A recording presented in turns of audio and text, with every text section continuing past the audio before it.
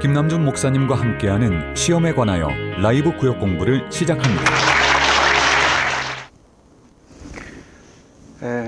성도 여러분 안녕하셨습니까? 이제 드디어 오늘 시험에 관하여 마지막 장입니다. 그동안에 한 석 달 넘는 기간 동안 열심히 공부했는데 좀 아쉽기는 하지만 어쨌든 대단원의 막을 내리게 되었습니다. 그동안 열심히 참여해 주신 여러분들께 진심으로 감사를 드립니다. 자, 이제 이번에 이 시험에 관하여를 마치면서 이제 성도들의 나눔 영상이 먼저 올라와 있습니다. 같이 한번 보시겠습니다.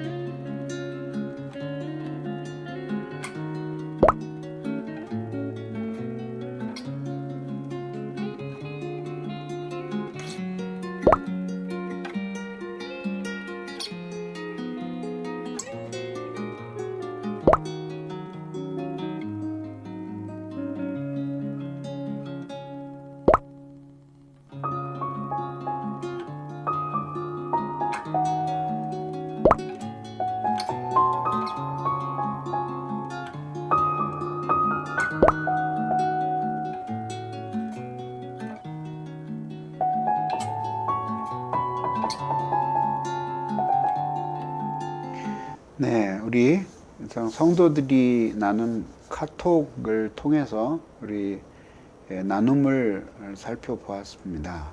자, 그러면 우리의 마지막 대망의 제12과를 공부해 보겠습니다. 우선 우리 오늘 주제 본문을 같이 읽어보겠습니다. 시작. 그가 피조물 중에 우리로 한 첫 열매가 되게 하시려고 자기의 뜻을 따라 진리의 말씀으로 우리를 낳으셨느니라고 했습니다. 자, 여기에 보면은 하나님 우리와의 관계가 마치 부모와 자녀의 관계다 이렇게 말할 수 있죠. 부모와 자녀의 관계는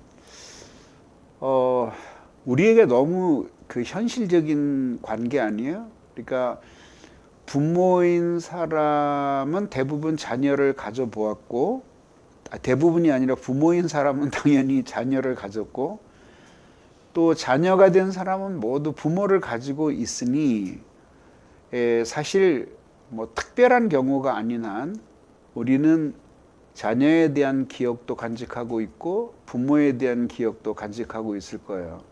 그러면 그 사이에 유대감과 사랑 그리고 공감하는 것이 얼마나 큰가 하는 것을 알 수 있겠죠. 그죠? 그래서 하나님이 당신의 끝없는 사랑, 끊을 수 없는 그 관계를 설명하실 때 자주 부모와 자식의 관계를 들어서 우리와 당신과의 관계를 이야기하셨습니다.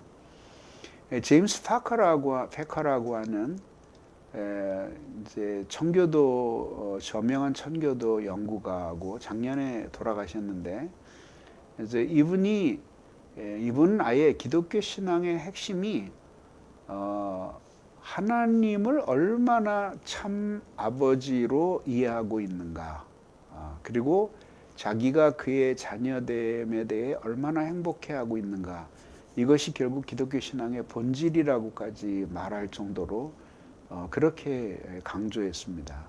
한번 들어보시겠습니까? 한 사람이 기독교 신앙을 얼마나 잘 이해하고 있는지를 판단하려면 자신이 하나님의 자녀이며 또 하나님이 자신의 아버지가 되신다는 사실을 얼마나 중요하게 여기는지를 보면 된다. 이 생각이 예배와 기도 및 총체적인 인생관을 유발하거나 지배하지 않는다면 그 사람은 기독교를 그렇게 잘 이해하고 있다고 볼 수 없다. 이렇게 하나님을 아는 지식 제 201쪽에서 이제 이야기를 했습니다. 자, 우리 공감할 수 있는 이야기죠. 우리가 왜 이 공과를 이런 이야기로 시작을 하느냐 하면 오늘 본문에서 그 성경이 시험에 관한 교훈을 마무리하면서 하나님이 우리를 낳으셨다는 사실을 말하고 있기 때문입니다. 자, 그럼 보시겠습니다. 자, 하나님이 천지 만물을 창조하실 때 있어라 이렇게 말씀하심으로 창조하셨습니다. 그렇죠? 우리의 육체를 창조하실 때는 하나님이 그렇게, 사람을 창조하실 때는 하나님이 그렇게 안 하셔요.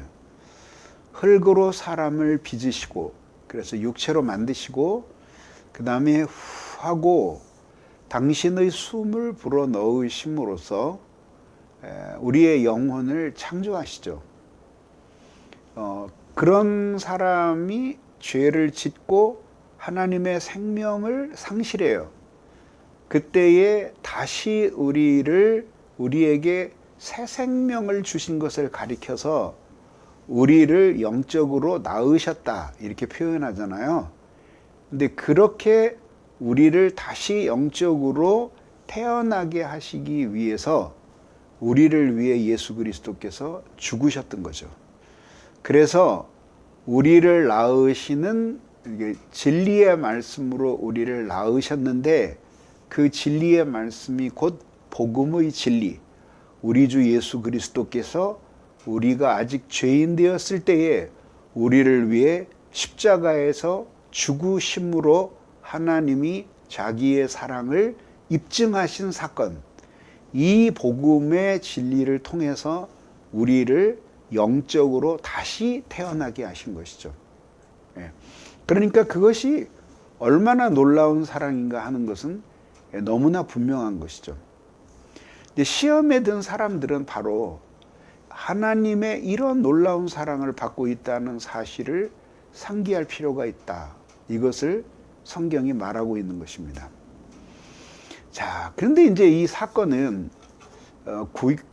오늘 성경에 보면은, 오늘 말씀에 보면 이렇게 나오잖아요. 첫 열매가 되게 하셨다라고 나오잖아요. 자, 이렇게 보면 그가 그 피조물 중에 우리로 한 첫 열매가 되게 하시려고 우리를 낳으셨느니라 했잖아요. 근데 그 첫 열매라는 것이 무엇냐? 이거를 이제 지금 설명하고 있는 거예요.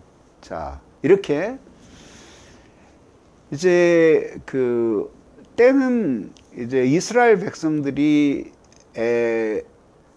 애굽을 탈출해야 할 때였죠. 그죠? 그때 이제 하나님이 바로의 마음을 강팍하게 하셔서, 그래서 9번의 재앙이 일어나서 전 모든 나라가 거의 초토화되다시피 했는데도 여전히 그 완악한 마음 때문에 이스라엘 백성을 놓아주지 않아요. 그때 하나님이 마지막 재앙을 베푸시는데 그게 애굽에 있는 모든 초태생, 즉 처음 난 것이 죽임을 당하는 사건이에요. 근데 그러면 예외 없이 모두 다 죽어야 되는데, 근데 하나님이 이스라엘 백성에게 죽음을 피할 길을 주시죠. 그래서 이렇게 문지방과 인방에 양을 죽여서 피를 바르는 것이죠. 그렇게 때 죽임을 당하는 양이 양을 죽여서 이렇게 죽여서 피를 발라요. 그러면 여호와의 사자가 그 피를 바른 집은 건너뛰게 되어서 죽음을 면하게 됩니다. 근데 이것이 바로 유월절이라는 말의 기원이에요. 영어로 그래서 패스오버, 건너뛴다라고 하는 말이에요. 근데 이 소식은 분명히 복음, 구원의 소식이었지만 사실 애굽 사람들에게는 알려지지 않아요. 그래서 결국은 이렇게 죽게 되는 것이죠. 그래서 처음 난 것, 사람으로부터 시작해서 짐승에 이르기까지 모든 처음 난 것들이 죽으니 저 미천한 집안의 평민부터 시작해서 위로는 바로의 큰아들, 처음 난 아들까지 다 죽임을 당하게 되고 짐승도 모두 그렇게 되는 거죠. 그러니까 사실은 그런 죽음을 보지 않는 집안이 없을 정도로 모두 다 죽음을 경험하니까 초상집이 된 거예요. 이스라엘 백성들은 그런 죽음을 보지 않고 죽음이 건너뛰게 되고, 그래서 그때부터 이제 어떤 것이 생기냐 하면은 처음 난 것이 여호와의 것이다. 이거 죽을 운명에 있었던 것인데 은혜로 살아남은 것들이에요. 그래서 구별되어 하나님 앞에 바쳐진 그것을 첫 열매라고 하는 거죠. 그리고 그 첫 열매라고 하는 그 말에는 선택이라는 뜻이 있고 최고의 것이라고 하는 의미가 있어요. 그래서 결국은 하나님 앞에 처음 난 것들은 하나님께 구별되이 바쳐져 봉헌된 것이다. 이제 이런 의미를 가지고 있는 거죠. 그래서 수확을 해도 처음 수확한 것을 하나님의 것으로 여기는 그 풍습이 있었잖아요. 바로 그런 뜻이에요. 우리가 바로 그렇게 우리 모든 사람이 그리스도가 이렇게 십자가에서 죽으시고 우리를 위해 피 흘려주시지 않았더라면 우리 모두 다 죽었을 사람들인데 그리스도께서 우리를 피로 살리셨으니 우리 모두가 구원받은 그 처음 난 것이 되었어요. 그리고 우리는 하나님 앞에 구별된 사람으로 하나님께 바쳐졌고 그래서 우리가 첫 열매로서 하나님 앞에 바쳐진 거죠. 그러니까 육신적으로는 우리가 둘째로 태어나고 셋째로 태어났어도 영적으로는 우리 모두가 처음 난 것이 되어서 하나님께 바쳐졌다는 의미가 되는 것이죠. 그리스도인은 기본적으로 그리스도 때문에 구원을 받고 하나님 앞에 바쳐진 사람이다. 이것을 잊지 말고 기억하셔야 하는 것입니다. 그러면서 이제 여기에 베드로전서 1장 23절에 그 유명한 말씀이 나옵니다. 우리 같이 한번 읽어보겠습니다. 시작. 너희가 거듭난 것은 썩어질 씨로 된 것이 아니요 썩지 아니할 씨로 된 것이니 살아있고 항상 있는 하나님의 말씀으로 되었느니라고 했습니다. 그래서 이제 영적으로 죽은 자가 하나님의 말씀에 의해서 성령의 능력으로 살아나서 그래서 영적으로 하나님을 사랑하는 사람이 되듯이 이렇게 하나님을 사랑하는 사람이 되듯이 시험에 든 자는 완전히 죽지는 않았지만 그러나 어쨌든지 간에 영혼의 생명이 심하게 말하자면은 죽어 있는 사람이에요. 이런 시험에 든 사람도 똑같이 하나님의 말씀이 성령으로 역사하실 때에 이 사람이 이렇게 하나님을 온전히 사랑하는 사람이 되는 것이죠. 그래서 죽은 자를 살리시는 하나님의 말씀은 시험에 든 자도 또한 살리시는 하나님의 말씀이 된다. 이런 뜻입니다. 자, 이제 우리가 드디어 12장의 공과를 마쳤는데 우리 그 성도들이 이제 이 시험에 관하여를 모두 끝내면서 어떤 것들을 새롭게 깨닫고 은혜를 받게 되었는지 한번 성도들의 이야기를 들어보겠습니다.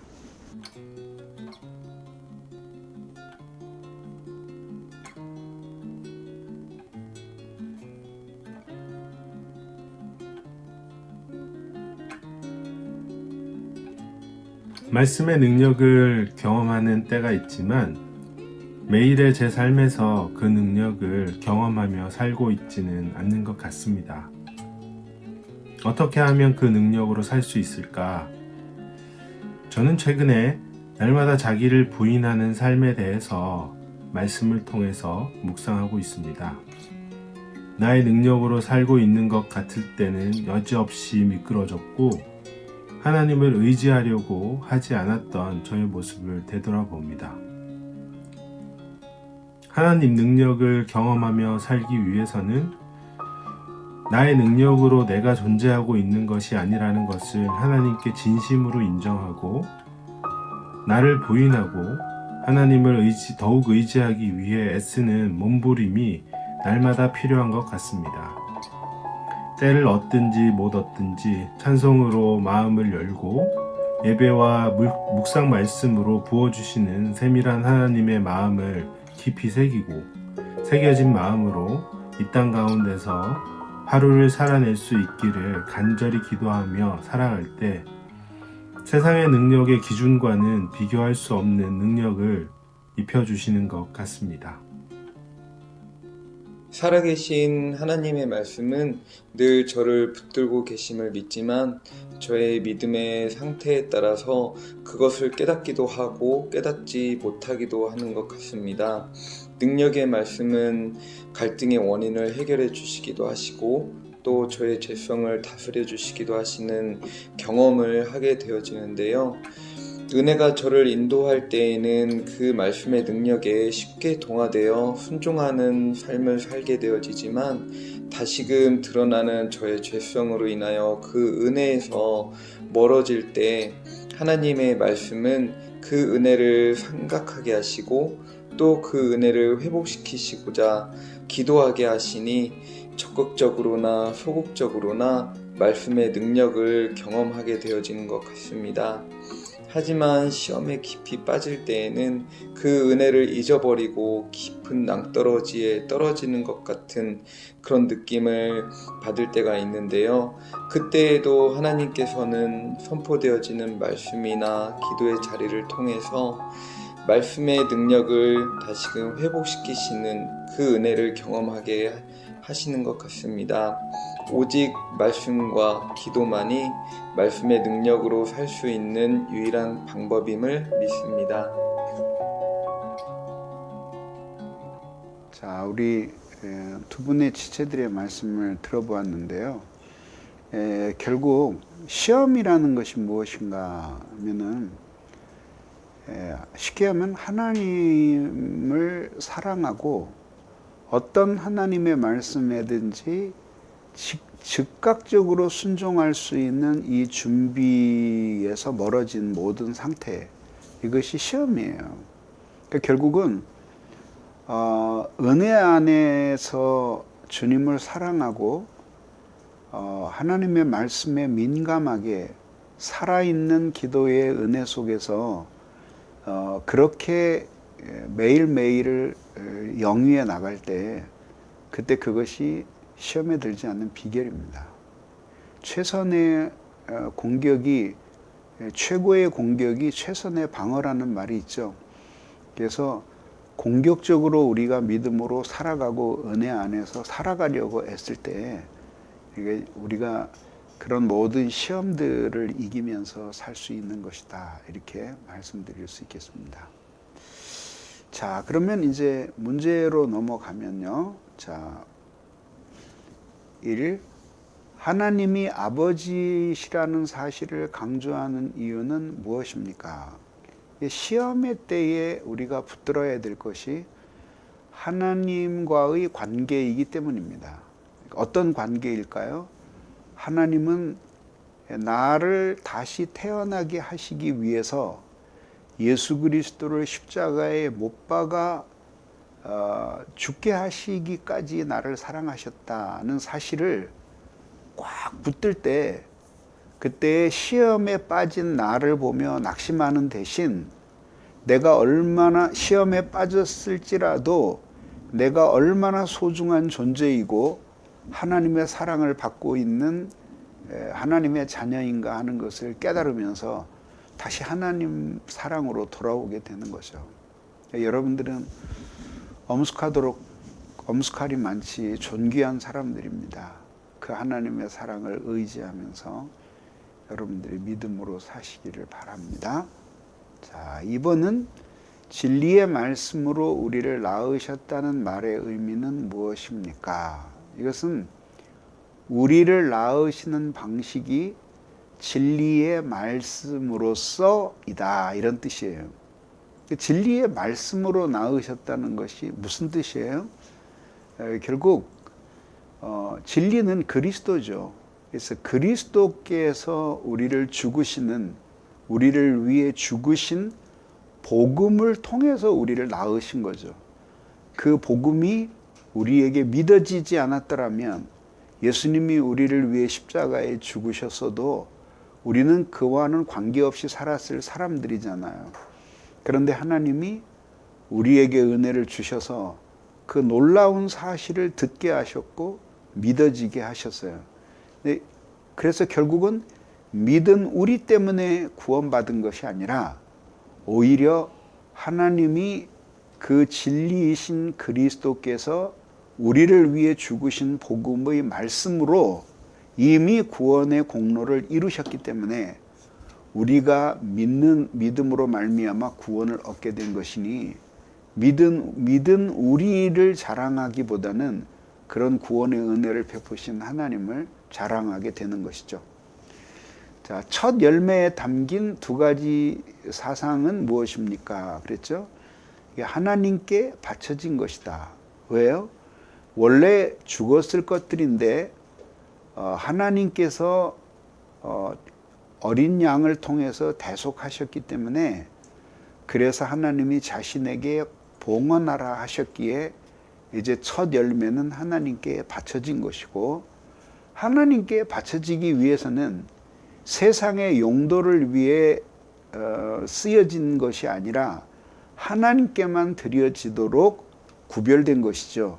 그래서 봉헌과 구별, 이 두 가지가 첫 열매에 담긴 사상이라고 말할 수 있습니다.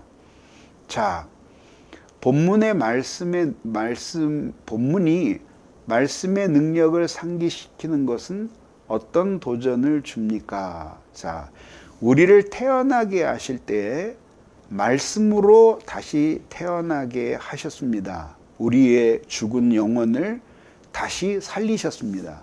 그러면 시험에 들었을 때도 결국 우리의 영혼은 하나님이 말씀을 통해서 다시 새롭게 살리실 것을 우리는 믿는 것이죠.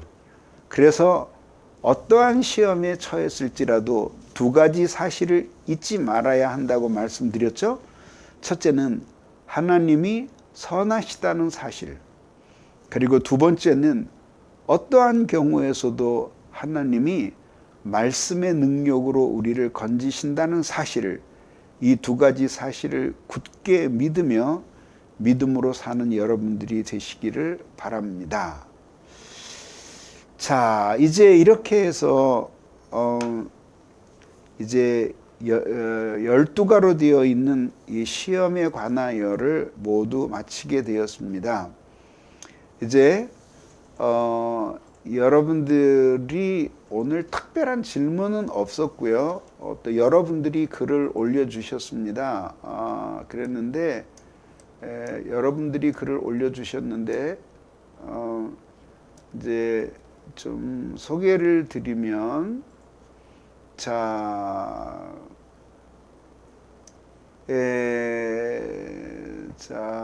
한 지체님이 보내오셨어요.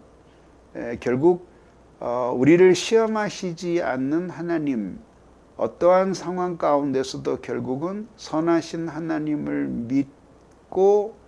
믿고 하나님을 바라보며 인내하여야 함을 깨닫습니다 해주셨고요. 또 한 분은 살면서 왜라는 의문이 드는 시련의 때가 있지만, 그러나 하나님의 선하신 성품을 믿고 포기하지 않아야 한다.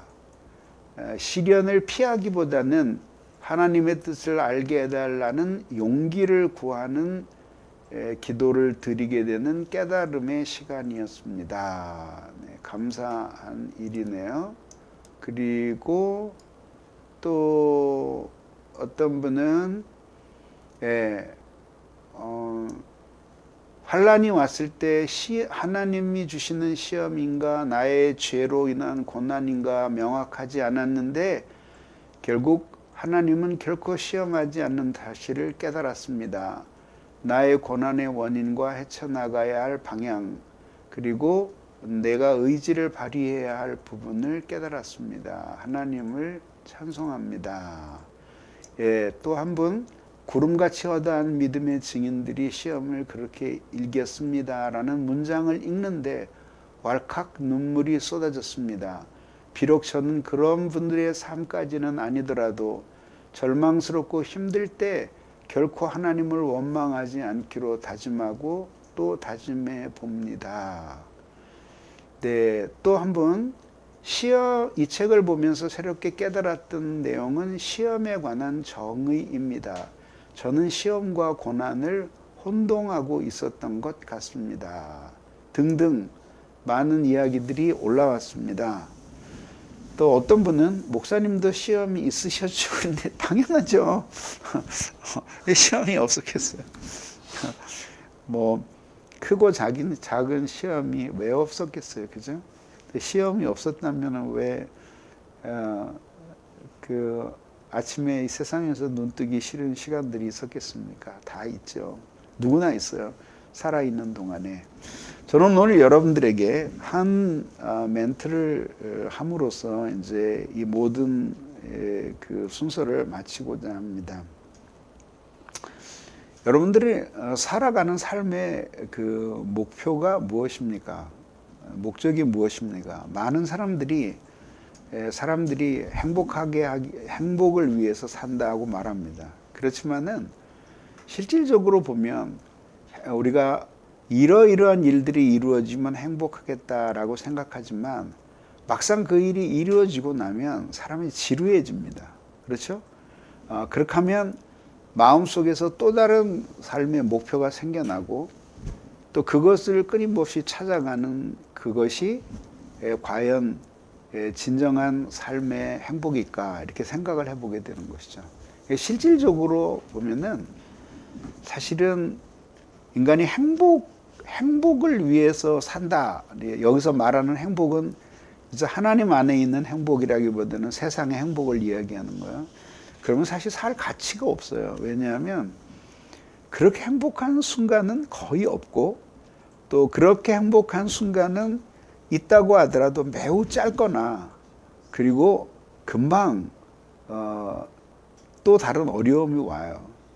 그게 사실은 우리의 삶의 현실은 끊임없이 문제가 생기고 그 문제와 싸우고 문제를 해결해 나가는 그 과정의 연속이 우리의 인생이라고 말할 수 있는 거죠. 인생의 진정한 행복은 결국은 어떻게 그렇게 매일매일 부딪히는 삶의 문제를 슬기롭게 해결하고 거기서 하나님을 매일매일 경험하면서 살아가느냐 하는 것이 우리의 오히려 현실적인 행복의 길이 아닌가 생각해 봅니다. 여러분 12번 동안 이 공과 공부하느라고 정말 수고 많으셨습니다. 여러분들이 이 책을 통해서 부디 조금이라도 더 시험을 잘 이기는 사람들이 될 수 있는 지혜롭고 능력 있는 성도가 되기를 빕니다. 또 인터넷 방송을 시청하고 있는 분들 중 아직 책만 보고 설교를 듣지 않으신 분들은 시험을 이기는 길 2에 관한 그 시리즈를 여러분들이 꼭 들어보시기를 바랍니다. 자, 이제 다음 공과 공부에 대해서 안내를 드리겠습니다. 자, 이제 요 다음 공과는 우리가 잠시 그 쉬어가는 의미에서 사익 공과를 하겠습니다. 사익 공과라는 게 뭐냐면 이 책에서 다음 책으로 넘어가기 전에 그 사이에 공과를 하는 것입니다. 그래서 다음 공과는 예배의 감격에 빠져라이고 그 사이에 약 5주 동안 영적 성숙을 위한 길 묵상이라는 제목으로 시작이 됩니다. 이 공과는 교구별로 진행됩니다. 그리고 우리 김성구 목사님이 하시는 강좌가 이제 우리 교인이 아닌 분들이 이렇게 보실 수 있도록 이렇게 외부에 송출되고 나머지는 각 교구별로 진행이 되는데 이렇게 한 이유는 교구별로 다시 한번 결속을 하게 하시기 위해서입니다. 이 공과는 이제 설교를 듣고 그 다음에 문제집이 배부가 됩니다. 그래서 그 문제집을 보면서 이제 함께 풀고 또 외국에 계시고 멀리 계신 분들은 인터넷에서 바로 다운 받으셔서 여러분들이 프린트해서 쓰실 수도 있습니다. 이렇게 하고 여러분들이 이 5주 동안에 영적 성숙을 위한 그 묵상이 얼마나 중요한가라는 것을 공부할 수 있기를 바랍니다. 다음 이제 6주 후에 다시 여러분들 새로운 공과를 가지고 만나도록 하겠습니다. 그때까지 각 교구별로 은혜 많이 받으시면서 사익공과 진행하시기 바랍니다. 대단히 감사합니다.